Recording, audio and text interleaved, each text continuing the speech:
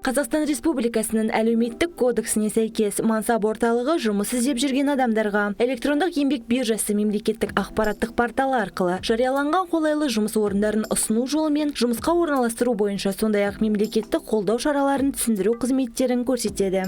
Қазіргі уақытта жұмыспен қамтуға жәрдемдесудің белсенді шаралары шеңберінде іске асырылуда және кәсіпкерлік бастаманы қолдауды, жұмыс орындарын субсидиялауды және қысқа мерзімді кәсіптік оқытуды қамтиды. Жұмыс іздеуде қиындықтарға тап болған жұмыссыз азаматтар жеке қажеттіліктеріне қарай жұмысқа орналасуға қолдау ала алады. Оқу орнынан шыққаннан кейін жұмыс тәжірибесінің жоқтығын шешу үшін жастар практикасы ұйымдастырылады. Сондай-ақ ұрпақтар келісімшарты жобасы шеңберінде зейнеткерлік жасқа дейінгі адамдардың тәжірибесі мен дағдыларын жас мамандарға беру арқылы жастардың мансаптық дамуы көзделген. Сонымен қатар жұмыс берушілерді ынталандыру үшін зейнеткерлік жасқа дейінгі адамдарды жұмысқа орналастыру мақсатында күміс жас жобасы көзделген. Сонымен қатар уақытша жұмыспен қамтамасыз ету үшін алдын ала кәсіби дайындық пен жұмыс тәжірибесін қажет етпейтін қоғамдық және әлеуметтік жұмыс орындары ұйымдастырылады. Бүгінгі таңда жұмыс орындарын субсидиялау бойынша қызмет көрсетудің барлық процесі электрондық еңбек биржасы порталы еңбек.кз арқылы толық автоматтандырылған.